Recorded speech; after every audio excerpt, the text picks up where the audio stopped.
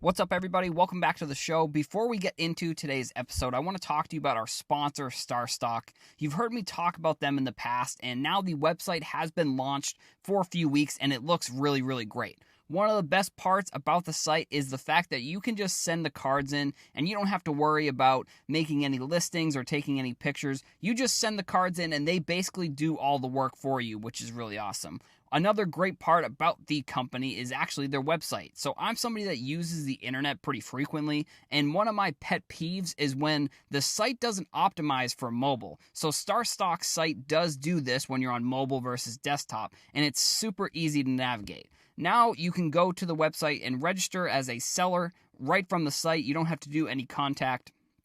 And soon I've heard they're going to be getting some graded cards up on the website as well. So you can go to starstock.com to check out that. And then you can also go follow them on Twitter and Instagram at StarStockMarket. Now let's get into the show.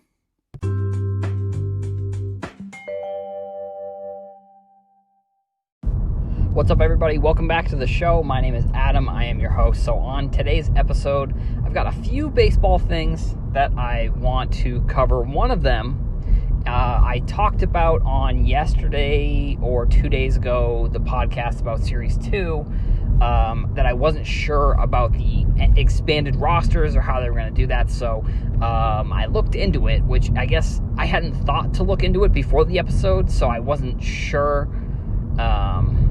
I wasn't sure what was going to happen, but after looking into it, apparently what they are doing is the rosters are going to be expanded to 30 players, but there's going to be a 60-player, minor league pool of players that's so I think what they're calling them is taxi players, so, they can come back and forth, I think, when they're needed. I think that's how this is going to go. So I guess we will see what's going to happen when Topps Update comes out. Because I'm not 100% sure how Topps is going to treat this season, if they are going to be holding out a majority of the rookies till next year's Series 1, or if once the player plays a game, if that means that they're going to be included in the product. I guess it's up in the air. I mean, I think the one way we'll know for sure what they're going to do between this year's Topps Update and next year's Series 1 is going to be what they did last year with players like Bo Bichette and Yordan Alvarez. When the player makes their debut, if they get a Topps Now card, because for a majority of players, when they make their debut, get a Topps Now card. I think this year they may do, I'm not sure what they're going to do with the rookies. Well, actually, no, I guess it wouldn't really, there aren't going to be many rookies. Luis Robert will probably have a Topps Now card with a debut Topps Now card, because a lot of the rest of the rookies, Yordan Alvarez, like I said, Gavin Lux, Bo Bichette, they all have a debut card, but it just doesn't have, on the card itself, it doesn't have the RC logo, it has the call-up logo. So if a player like Joey Bart, or if a player like Adley Rutschman, and those are the two main people off the top of my head that I think could make their debuts this year. But with 60 players essentially on their roster, I don't know how. See, I guess I don't know how teams are going to want to treat this, if they're going to want to go with prospects or if they're going to want to go with major league ready players, if AAA players are going to be, or if it's going to be more AA and prospect players. I guess we'll see once. I think actually, depending on when you're listening to this, I think the 60-man rosters they'll be announced. So you'll see the 30-man, which is going to be the major league roster, which will be the players. But then I guess what they're going to do is you can bring people up and send them down.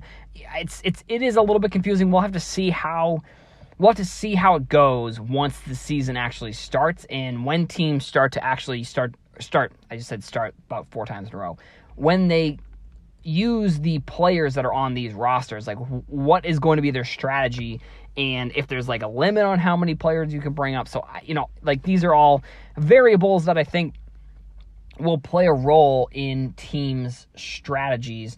And okay, so I'm not sure if I made the point that I was trying to make there. So the way that we'll be able to tell what Topps is going to do is if when a player like a Adley Rutschman, Joey Bart makes their debut, if their Topps Now card says if it has a rookie card logo or if it has the call up logo, which is like what Bo Bichette and Yordan Alvarez have on their debut Topps Now card. They have or actually on all of their Topps Now cards that came out all throughout last year, instead of the RC logo, they have the call up logo.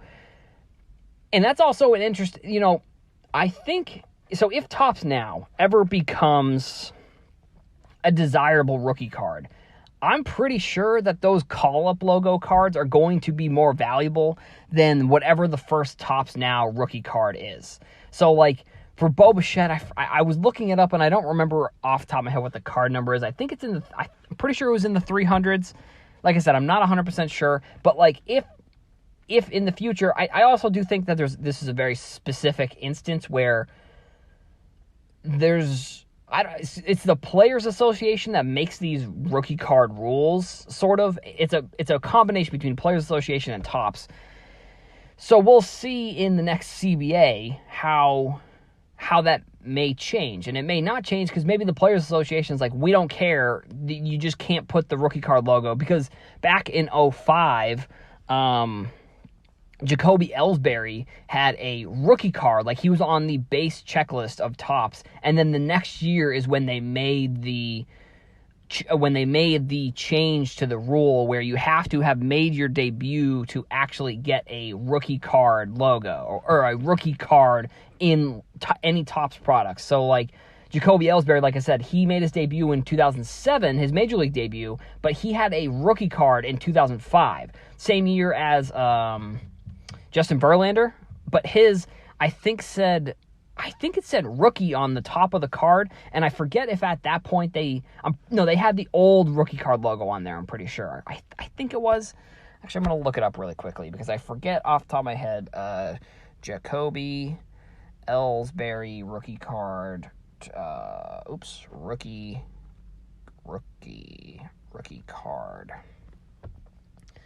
So the 2005 card, I'm going to eBay right now. I clicked on a listing and it had, I guess maybe they did it differently and because Justin Verlander, let me see.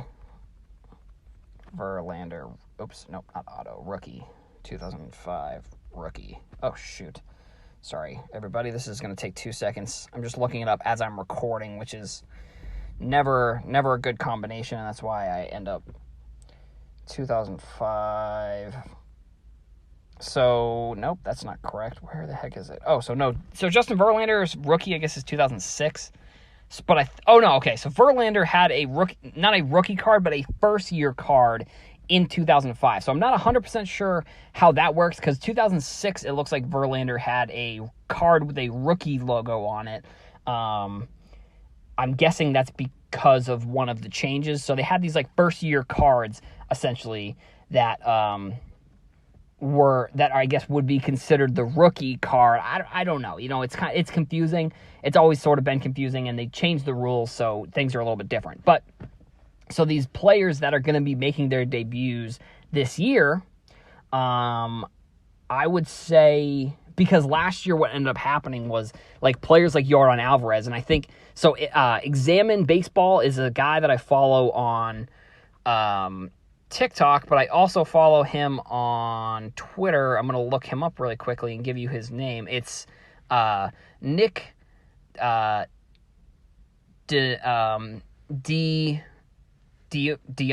I don't know how to pronounce his last name. Sorry about this, Nick. But he writes for Forbes, and he did a deeper dive into last year and how they chose Yordan Alvarez as one of the rookies, because he made his debut, and the day before there was another player who made their debut, and they were included in Topps Update. Obviously, as many of us know, Yordan Alvarez not included in Topps Update last year.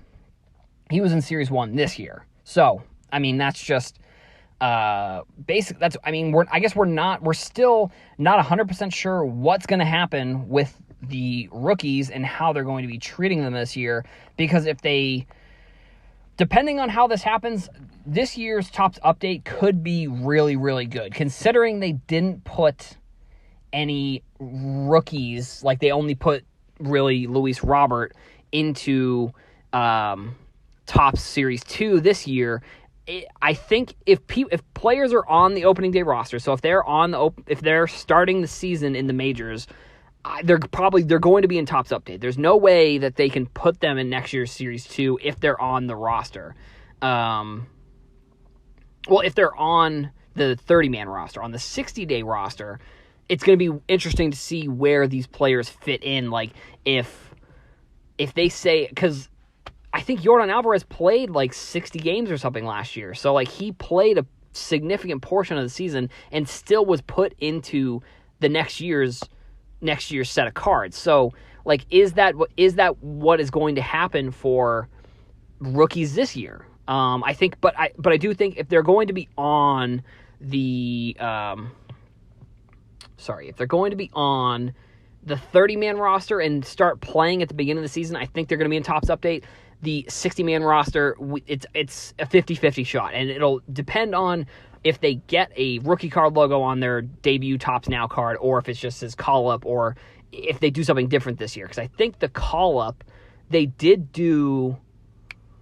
I think they did it in 2018 as well. I'm just trying to think of who would have been. I'm not 100% sure if they did or didn't, but either way, that's going to be the tell of where the players are going to fall in either this year's products or next year's products. The other news that has come out is Blowout. So Blowout Buzz is like their forum / their like media account essentially, and they posted that there are some tentative release dates for some baseball products coming out this August. So they could change. I think that's kind of the point they were trying to make here. But the big one that I think is, actually July and August. So at the end of July, I guess if you count the 22nd essentially, is Optic Baseball. So if you are going to be buying any type of Panini product, I particularly like that one for Panini. Like I do also like Prism, but I don't know. It's still a newer product, so I don't know how they're going to treat it. But like with Optic Baseball, it has the rookie, rated rookie logo that Panini is famous. It's like a iconic Panini logo, and I don't know, because I think through 2025 is when Topps has the exclusive licensing for baseball. So I don't think we will see Panini have any type of licensing, at least until then. I'm not 100% sure if Topps or baseball change. They could change. I don't think they would want to change contract. Obviously, if you're Topps, why would you? You wouldn't want to do that. But if you are going to be buying any type of unlicensed product, I also think Panini has gotten better at choosing specific photos that don't have that aren't as obvious that they're photoshopped. Like obviously the helmets are pretty obvious, but like from what I've seen from some of the Donruss product this year, I think they did a pretty decent job at actually using photos, like I said, that weren't super obvious that they photoshopped the stuff, because that's what's going to happen with these unlicensed products. But so the release date it could be late July, which is exciting, and it may be something that I'll look, if I'm going to be buying, I think here my order of cards that I'd be buying for baseball would be Flagship, and then Bowman rookies, and then Heritage, and then from there it's kind of up in the air. Like I think Optic is a decent option, and it's a cheap option that I feel like is sort of underrated because it's unlicensed, and I feel like collectors nowadays don't respect that it's unlicensed, but I feel like there could be a wave of collectors that used to collected Donruss and all of the rated rookie stuff before it became Panini, that they may come in and they may just say, well, I know the rated rookie logo, so I want to get that card, and they won't even care. There's weird things that I think sometimes people care about within the hobby that there's not really rhyme or reason. Like, sure, having the logos on the jersey is significant, but it almost feels like it's still a card, and I kind of have flip-flopped between if I think it's good or I don't think it's good. I think the Optic rated rookie cards are an interesting card to look into. I wouldn't go with Donruss because I think, well, actually, I don't know. So, and this is kind of me flip-flopping, because back in the day, it was Donruss was the one. Like, if you look at, like, Jose Canseco, or I know there's, like, Bo Jackson, all of these famous players in the late 80s, early 90s that have these rated rookie Donruss cards. Like, a collector may come back and may say they don't care. If they were a collector of just rated rookie cards, they may not care that the cards don't have logos on them. I think someone newer may care, but like I said, it may just be something that people don't mind, which then Optic becomes, it may be that they want the paper version of the cards because that's what it used to be. I don't know. These are just theories and concepts that may or may not play out. I'm not 100% sure. But like I said, that's when Optic's coming out. So that's exciting. And that's all I've got for this episode.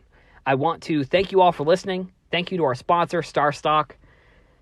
Follow me on Twitter, TikTok, Instagram, @Heroes for Sale. And if you're listening on iTunes, please, if you could, go leave me a review. That would be phenomenal. Thank you very much. I'll see you in the next episode.